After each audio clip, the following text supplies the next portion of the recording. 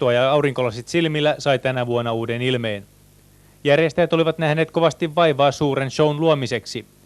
Hyvä ajatus niin sanotun rallikavalkaadin ajettamisesta Oulun keskustassa kariutui kuitenkin huonoon informaatioon ja päällekkäistapahtumiin. Vain muutamat sponsoreistaan huolehtivat kilpailijat saapuivat paikalle. Kun niin sanottu harjoituspikiskin oli vain rallycross-radan kierto kertaalleen, ymmärtää kuljettajien tyytymättömyyden suuriin odotuksiin. Hommassa oli odottelun makua. Varsin vaihteleva kalusto oli saatu liikkeelle veteraaniautoista aina ratakuormureihin saakka, mutta nämä kaikki ei välttämättä sovi samaan ympyrään. Monikaan ei varmaan tiedä, mistä tämä ralli on saanut erikoisen nimensä KEC. Se tulee työväenliikkeen suurten liikeketjujen alkukirjaimista K niin kuin kesko, E niin kuin ei kun, C niin kuin centrum tai jotain sinne päin. Kisan alkaessa sai aurinkolasit jättää huoltoautoon ja varustautua Sadekelin racing-renkaan ajettavaan asfalttierikoiskokeeseen. Lähtöluettelo komaili runsailla peruutuksilla, mutta italialaiset olivat tulleet mukaan Giovanni Del Zoppon johdolla, joka starttasi ensimmäisenä kilpailijana matkaan vuokra-autolla. Zoppahan ajoi itsensä juuri ennen KEC-rallia N-ryhmän MM-johtoon voittamalla N-ryhmän Olympus-rallissa. Perästä tuuppaavalla Toyotalla tulee tässä Mika Kelkkanen, ja Mika Kelkkasen Toyotahan oli täällä tässä kilpailussa kamera-autonamme. Ja seuraavana syöksähtää näkyviin Tomi Palmqvistin Audi Coupé Quattro, sekin on saatu herätettyä henkiin pitkän kevättauon jälkeen. Tomihan on tässä hieman askarrellut sitten MM-rallien osallistumisen tiimoilla, eikä ole kerran kaikkiin kilpailuihin kotimaassa osallistua. Ahti Kinnunen luottaa N-ryhmässä vielä Mazdaan, eikä ole valmis heittämään sitä museon, vaikka A-ryhmässä autolle ei tulevaisuutta povatakaan. Ja tiukassa sladissa tulevat aavikon veljekset, jotka haluavat pysyä ajan hermolla ja ajavat Lancia Integraalella.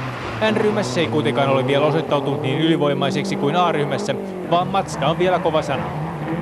Kardianikunkun tittelistä Kelkkasen kanssa kamppailee tässä Arto Kumpumäki. Niin sanotussa pikku A-ryhmässä eli alle 2-litraisissa vanha kunnon Adam Opel on vielä kilpailukykyinen, sillä luokkaan ei ole vielä nelistäjä ilmaantunut. Vähän kuivemmalla ilmalla yleisöäkin oli lupa odottaa tälle melkoisen onnistuneelle pätkälle hieman enempiä. Sieltä tulee sitten Ari Könönen aivan tien täydeltä nelivetoisella Audi Coupé Quattrollansa. Todella tiukkahermoinen lippumies oli saatu tänne ykköserikoiskokeelle maalipäähän liputtamaan kilpailijat maaliin tulevaksi. Ja nelivetoista hienosti luistattaa tässä Roy Turunen, aivan mahtavaa linkkua, ja siellä haetaan mutka aivan sitten tien reunasta. Ja sliksit näyttävät olevan alla, toivottavasti Sadekelin sliksit.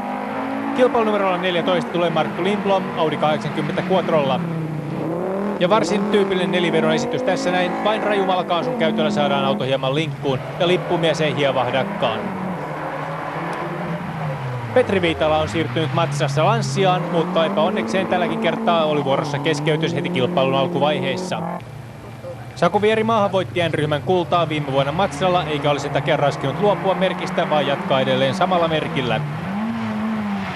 Ja Saku pelottelee jälleen lippumiestä ajamalla varsin läheltä. Siinä sopisi kartturin ojentaa vaikka Whitecap Seederi-pullo lipun heiluttajalle sen verran likiltä taas mentiin. Ja sitten tulee jälleen Cardani-autoja, nimittäin numerolla 21 on starttanut Heikki Mietala A-ryhmän Toyota Corolla GT:llä. 21. lähteneen joukossa ainoastaan 4 autoa oli kaksivetoisia, loput olivat nelivetoisia. Se kertoo hieman yleisen luokan tahdista. Täällä siis liikutaan nelistäjillä. Ja lisää nelistäjä riitti numero 20 jälkeen, nimittäin tässä numero 22 Jari Länsisaari. Mahtavaa sladia on tiedossa, kun Ari Jykylä tulee isolla Volvollaan.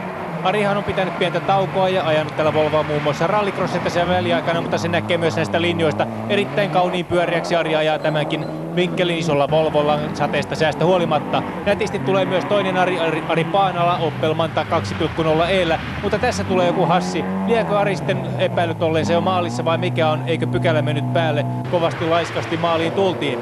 Puskien tullaan jälleen nelivetoisella 27 numerolla. Seppo Mustonen tulee uudella Lancia Delta Integraalellaan. Ja näitä Lancioita riittää täällä Oulussa sitten. Oulussa ei ole rahasta pulaa näköjään, nimittäin Pekka Mällinenkin on hankkinut itselleen aivan uuden Lancia Delta Integraalen ja tietysti ryhmässä N liikutaan. Ja lisää Lancioita. Juha Hedman Oulusta on hankkinut myöskin itselleen uuden Lancian ja ajaa Double G Rally-tiimissä. Tässä näette, kuinka liukkaaksi tämä mutka tehtiin. Tämä nimittäin hieman oikaistiin tuolta mullan kautta ja sitten kun oli junioritten vuoro tulla tähän paikkaan, niin jopa oli liukasta.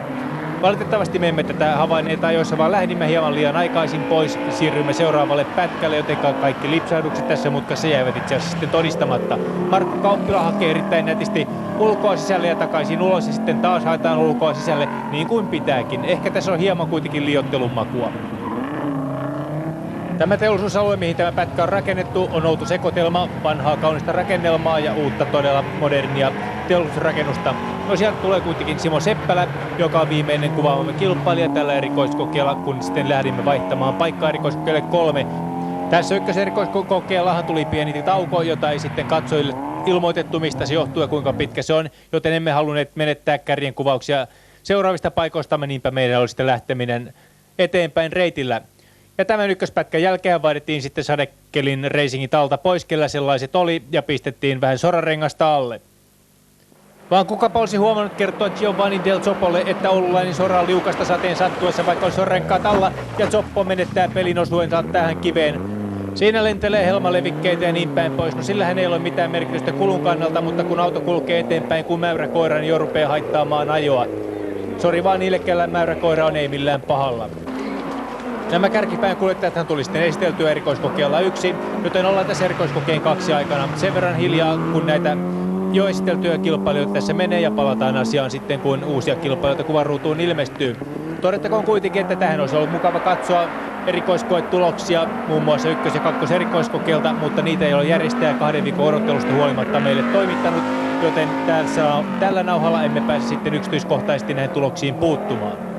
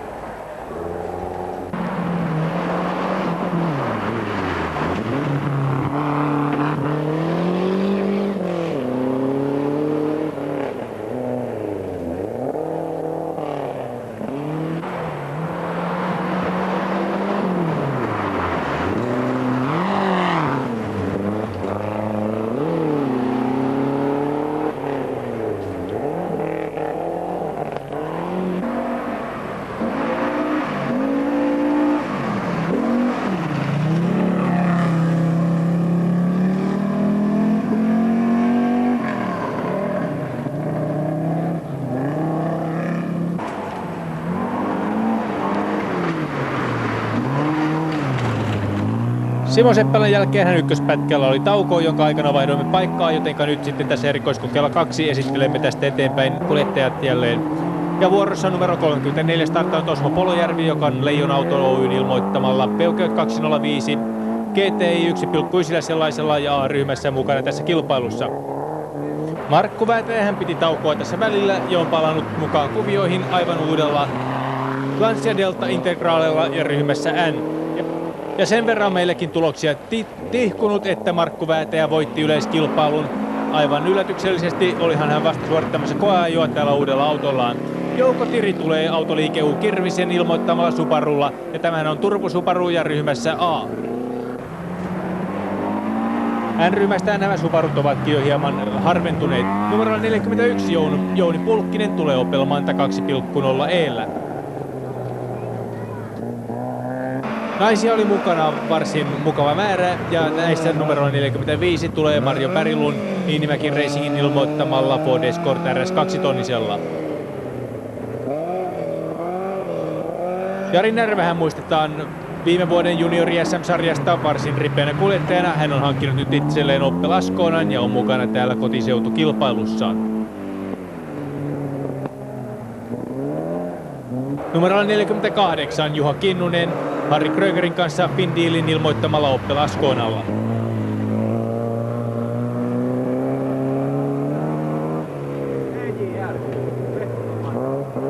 Toispuol Suomea, eli tuolta Joensuusta tulee Jukka Törmälä Ford Escort RS:llä.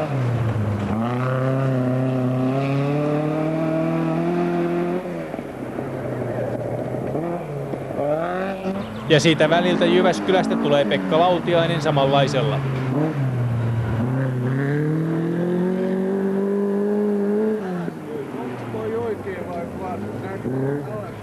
Sakarian Jaana Notko luottavat Toyota Starletiin.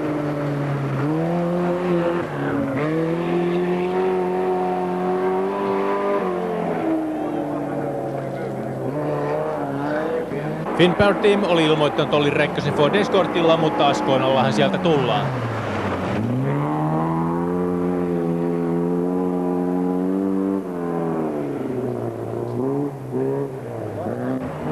Ja Leppä Kerttu Hotelli on ilmoittanut Tapani Hulkkosen BB Golf GTI:llä.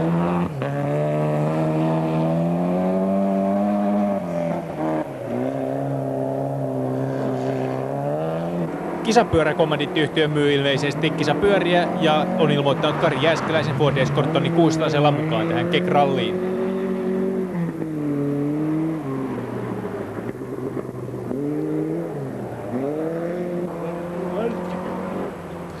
iSteel eli jääteräks on ilmoittanut Seppo Hytösen Toyota Starletilla.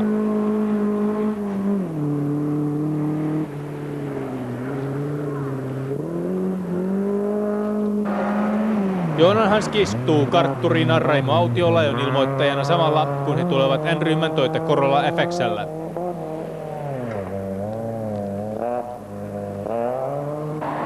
Ja Toyota Corolla GT:llä eli takavetoisella saman ryhmän ja luokan autolla tulee Tapio Takala. Kumpihan näistä mahtaa sitten ripeämpi olla, tämä etuvetoinen vai takavetoinen versio, menee ja tiedä. Sportti Escortilla tulee Timo Ojanen.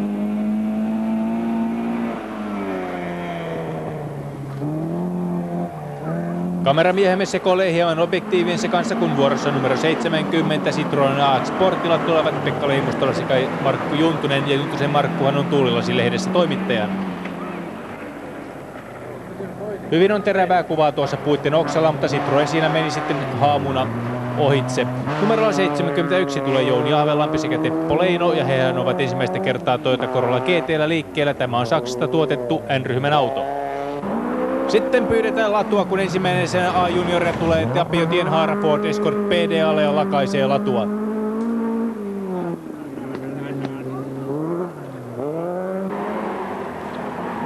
Tapani Pekkala tulee tavallisella Escort 2-tonnisella RS:llä perässä.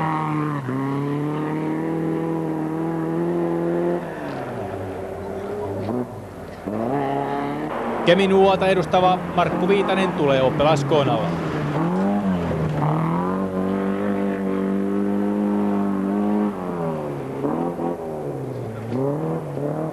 Lakeus Racing Team on ilmoittanut kilpailu numero 76 Eero Junttilan Opel Asconalla.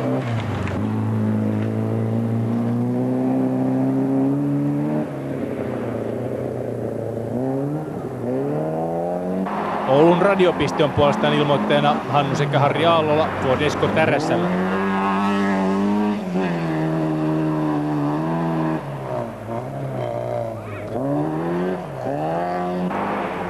Ja 78 numerolla tulee Hannu Koivisto Ford Escort RS:llä. Ja tässä ollaan siis menossa A-junioreita. N-ryhmäläisten pikkuautoihin päättyvät yleisöluokan kuljettajat, mutta onneksi pätkät ovat sen verran lyhyitä, että tuskin he jaloissakaan ovat. Numerolla 84 edelleen A-junioreita Erkki Räty Ford Escort RS:llä. Ja Oulun radiopiste jälleen ilmoittajana Raimo Oikarisella tällä kertaa. Tässä luetellaan näitä ilmoittajia lähinnä sen takia, että tiedätte mitä liikkeitä suosia silloin kun itse tarvitsette radioita. He suosivat autourheilua, suosikaa tekin heitä. PR-markkinointi on ilmoittajana Timo Mikkolalla ja PR-markkinointihan on Leksa Mikkolan eli kilpailun kuuluttajan firma.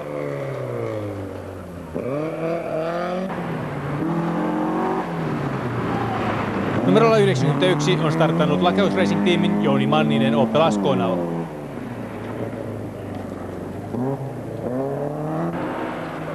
Numerolla 94 puolestaan vuorossa Kyösti Ollikainen Ford Escortilla.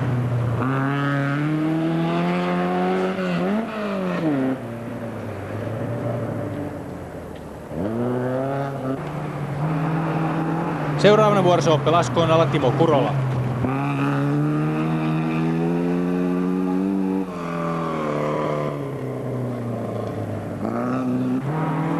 Esko ja Juha Kuivalainen luottavat Ford Escort RS:ään.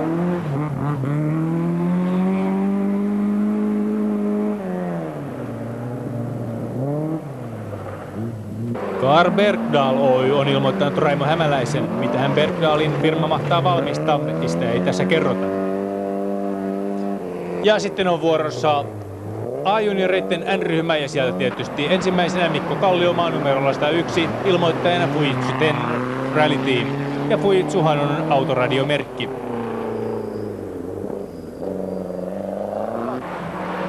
Raahen pyöräpiste on ilmoittanut Lancia Delta Integraalilla Olavi Kärjen. Olavi Kärkihän muistaa rajuna Fiat Mirafiori-kuskina ja nyt on alla siis uusi Lancia. Tämä auto on tietääkseni myöskin vuokrattavana. Numeroa en nyt juuri muista, mistä sitä saa kysellä. Ja kilpailunumerolla 104 Teijo Lahti Citroën talon Rekaran ilmoittamalla Citroën Visa 1000 ja tämähän on B-ryhmän auto ja nelivetoinen sellainen. Kilpailunumerolla 105 Raimo Laukka sekä Arja Laukka ja autona Sunbeam Avenger 1600.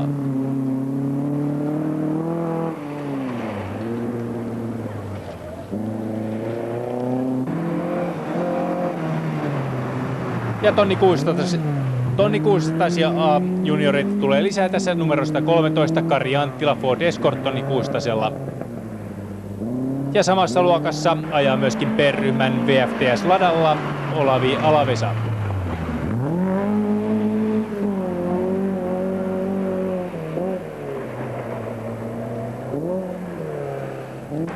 Samanlaista Popedaa kiirettää myöskin Risto Porrasoja, joka edustaa Kokkolan urheiluautoilijoita.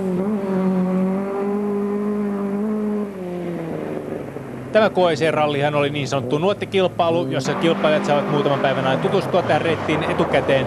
Jos tämä olisi ollut niin sanottu pimeä kilpailu, niin tämä paikka olisi ollut todella paha monellekin kilpailijalle. Nyt tässä ei juurikaan näitä ulosajoja tapahtunut näiden muutaman lisäksi. Siirrymme tällä samalla erikoiskokeella sitten hieman vastakarvaan. Eli ensimmäiseen paikkaan, missä vauhtia otettiin hieman pois. Ja tämä tapa hidastaa oli sitten monenlaisia.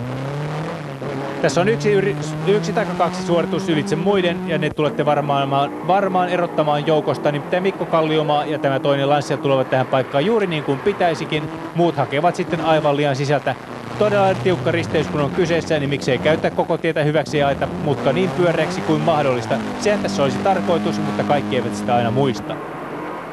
Olemme ottaneet tähän paikkaan vain muutamia esimerkkejä malliksi, nimittäin tässä meillä oli sen verran teknisiä vaikeuksia, että kaikkia kilpailuja emme saaneet tasapuolisesti kuvattua, joten laitamme vain todellakin musiikin taarista tässä hieman erilaisia esimerkkejä, kuinka tämä pitäisi ajaa ja kuinka sitä ei pitäisi ajaa.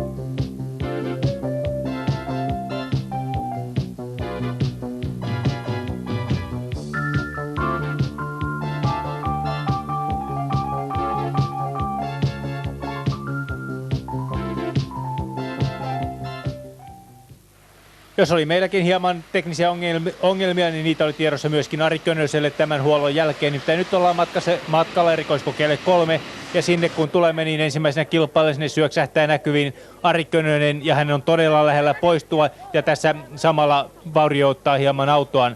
Tämä on risteyspaikka, jossa tullaan pieneltä tielle, isolle päätielle, ja harjoitusten aikana tultiin kolmion takaa, joten siinä joutui pysähtymään ja katsomaan, että tuleeko sieltä ketään. Ja arvelimme, että paikka tekee monelle kepposet, niin kuin se on tässä tehdä Ari Könöselle.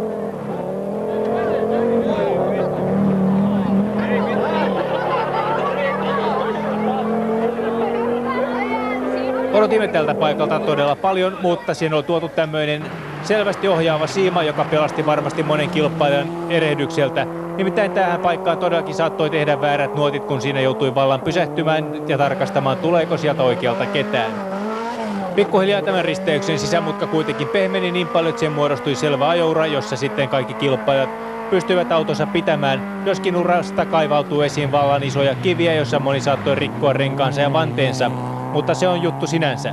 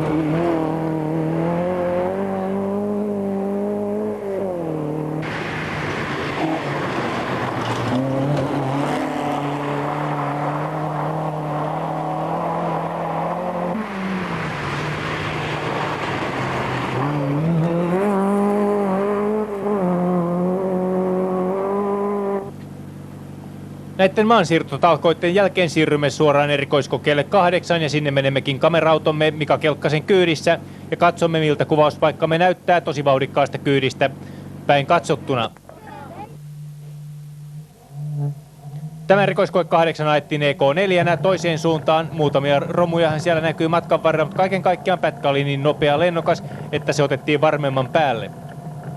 Tarkoituksemme oli saada karttalukijan Ossi Lehtosen lukemat nuotit mukaan tälle nauhalle, mutta jostain syystä mikrofonimme ei huolinut Ossin ääntä, niinpä kuuntelemme ainoastaan hieman Toyotan murreaa kuminaa tässä nauhalla ja ajamme tämän pätkän niin sanotusti pimeästi.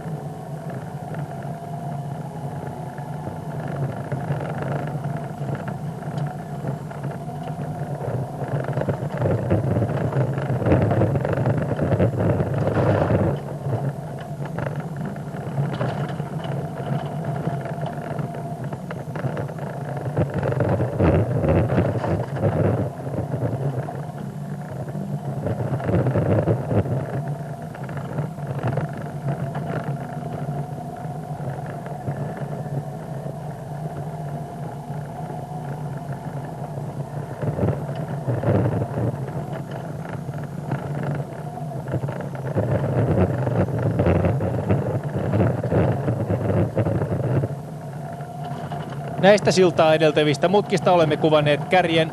Olemmehan tosiaan jo erikoiskokeella 8 ja kameramme on jo kertaalleen käynyt erikoiskokeella 3, kuvannut siellä kaikki autot, joten akkuja ei meilläkään aivan mahdottomasti riitä. Ja kuvasimme todellakin vain kärjen osuuden tältä erikoiskokeelta 8.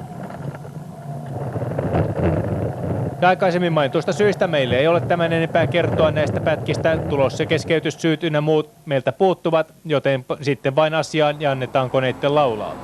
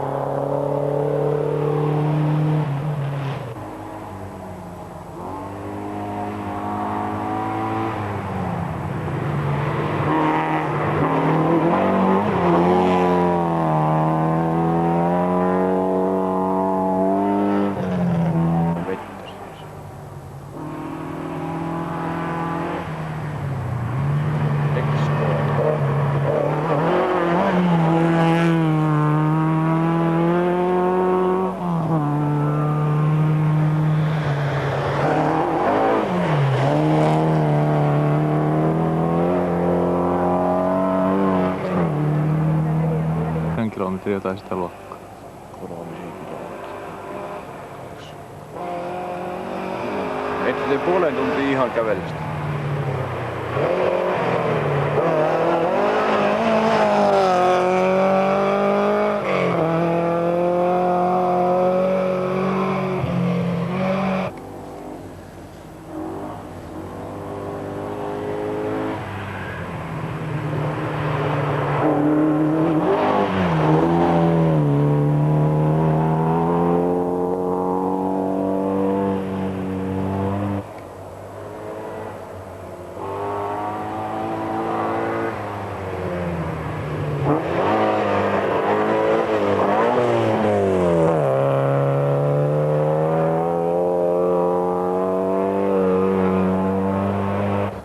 Sateen tauottua yleisömäärätkin kasvoivat ja täällä erikoiskokeen 9 lähtöpäässä yleisö oli jo varsin kiitettävästi ja sitten varsinkin erikoiskokeella 10 sitä oli jo varsin tarpeeksi ja erikoiskoke 10 tunnetaan Oulussa varsin yleisenä erikoiskokeena. Sitten jälleen Mika Kelkkanen on ensimmäisenä lähtövuorossa, kun Zoppo on keskeyttänyt, Tomi Mäkkinen peruuttanut, Timo Salonen peruuttanut, joten kilpailu numero 4 starttaa siis täällä Kekrallissa ensimmäisenä tässä vaiheessa.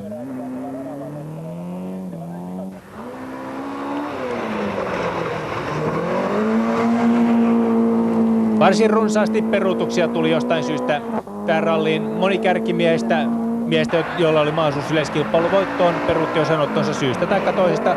Kellä mitäkin syitä oli. Joka tapauksessa lähtöluettelo jäi kuitenkin paljon vaatimattomammaksi, mitä se ensin valkuun näytti. Ja sen verran epävirallista tulostietoa meillekin asti kantautunut, että N-ryhmän autoilla kilpailua hallittiin melko alusta aina loppuun asti. Saku Vierimaa johti aina tänne erikoiskokeille 9 asti. Ja siellä tuli sitten Seppo Aavikko sekä Markku Väätäjä sekä Harri Rämänen N-ryhmän autoilla myöskin aivan kärjessä. Eli N-ryhmän autoilla oli nelosjohto ennen kuin Saku Vierimaa tähän kuvauspaikkaamme joutuu keskeyttämään. Ja sittenkin N-ryhmän autoilla jäi vielä kolmoisjohto. Ja siinä lähtee Seppo Aavikko, joka tässä vaiheessa kilpailu oli vielä kilpailun toisella sijalla.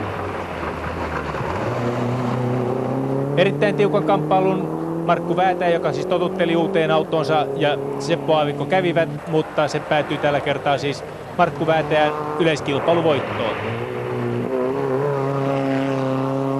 Harri Rämänen taisteli matsalla myöskin sinnekkäästi. Oli muutamin paikoin liki poistuakin, mutta niitähän ei lasketa.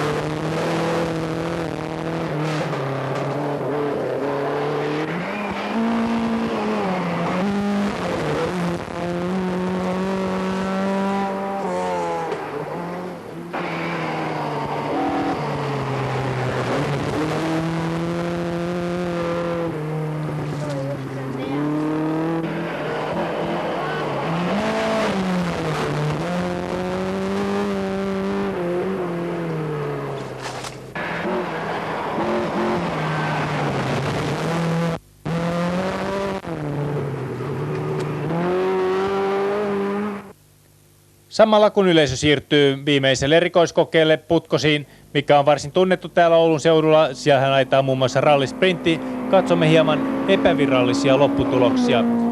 Sehän on varmaa, että kilpailun voitti N-ryhmän autolla Markku Väätäjä, joka lähti kilpailuun oikeastaan vain testaamaan uutta autoaan, mutta saman tien siinä tuli tuliaisina siis yleiskilpailun ja N-ryhmän voitto. N-ryhmän tämän kärkikaartin väliin pääsi murtautumaan Tomi Palmqvist Audi Coupé Quattrollaan, ainoana A-ryhmän autona 4 parhaan joukossa. Seppo Aavikko Lancia Deltallaan oli yleiskilpailun 3. ja yleiskilpailun 4. edelleen N-ryhmän autolla Harri Rämänen Mazdalla. Paras kardianivetoinen eli kardianikunku tässä kilpailussa oli Arto Kumpumäki Opel Mantallaan.